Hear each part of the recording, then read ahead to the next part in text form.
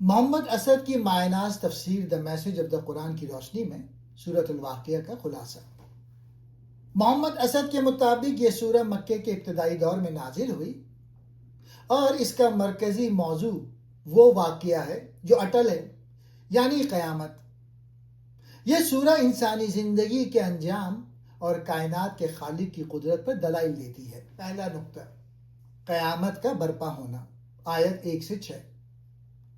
سورہ کا آغاز ہیبت ناک منظر سے ہوتا ہے کہ جب واقعہ یعنی قیامت ہو کر رہے گی تو زمین لرز اٹھے گا اور پہاڑ ریت کے ذروں کی طرح اڑنے لگیں گے۔ محمد اسد کا نقطہ، یہ مادی دنیا کی فنا اور ایک نئی ابدی حقیقت کے آغاز کی علامت ہے۔ دوسرا پوائنٹ، انسانوں کے 3 گروہ، آیت 7 to 56۔ قیامت کے دن انسانوں کو ان کے اعمال کی بنیاد پر 3 حصوں میں تقسیم کیا جائے گا۔ سبقت لے جانے والے، یہ وہ لوگ ہیں جو ایمان اور نیکی میں سب سے آگے رہے۔ محمد اسد واضح کرتے ہیں کہ یہ اللہ کے مقرب بندے ہیں جنہیں ایسی نعمتیں ملیں گی جن کا تصور انسانی عقل دنیا میں نہیں کر سکتی۔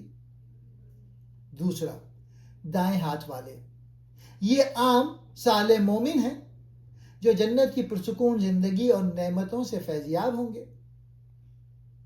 تیسرے، بائیں ہاتھ والے، یہ وہ لوگ ہیں جنہوں نے حق کا انکار کیا اور عیش و عشرت کی زندگی میں مست رہے۔ ان کے لیے جھلسانے والی ہوا، کھولتا ہوا پانی اور کالے دھواں کا سایہ ہوگا۔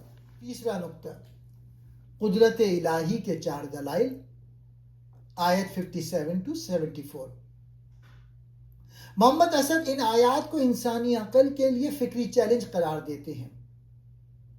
اللہ تعالیٰ انسان کو 4 چیزوں پر غور کرنے کی دعوت دیتا ہے۔ پہلی، تخلیق انسانی۔ تم نے اپنی منی یعنی نطفے کو دیکھا؟ کیا اسے تم پیدا کرتے ہو یا ہم؟ دوسرا، نباتات اور زراعت۔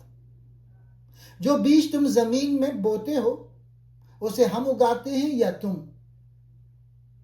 اگر ہم چاہیں تو اسے بھس یعنی کچرا بنا دیں۔ تیسرا، پانی، وہ میٹھا پانی جو تم پیتے ہو، کیا وہ بادلوں سے تم اتارتے ہو یا ہم؟ چوتھا، آگ، وہ آگ جو تم جلاتے ہو اس کا درخت ہم نے پیدا کیا یا تم نے؟ چوتھا پوائنٹ، قرآن کی عظمت اور مقام، آیت 75 to 82۔ اللہ تعالیٰ ستاروں کے گرنے کے مقامات کی قسم کھا کر فرماتا ہے کہ یہ قرآن کریم ہے جو ایک پوشیدہ کتاب لوح محفوظ میں درج ہے۔ محمد اسد کی تشریح، اسے پاک لوگوں کے علاوہ کوئی نہیں چھوتا کے بارے میں اسد لکھتے ہیں کہ اس سے مراد صرف ظاہری پاکیزگی نہیں بلکہ یہ ہے کہ قرآن کے حقیقی مفہوم تک صرف وہی رسائی پاتے ہیں جن کے دل تعصب اور گناہ کی ناپاکی سے پاک ہوں۔ 5واں نقطہ، موت کا لمحہ اور انجام، آیت 83 to 96۔ سورہ کے آخر میں موت کا نقشہ کھینچا گیا ہے کہ جب روح حلق تک پہنچتی ہے تو تم کچھ نہیں کر پاتے۔ اگر تم کسی کے محکوم نہیں ہو تو روح کو واپس کیوں نہیں لے آتے؟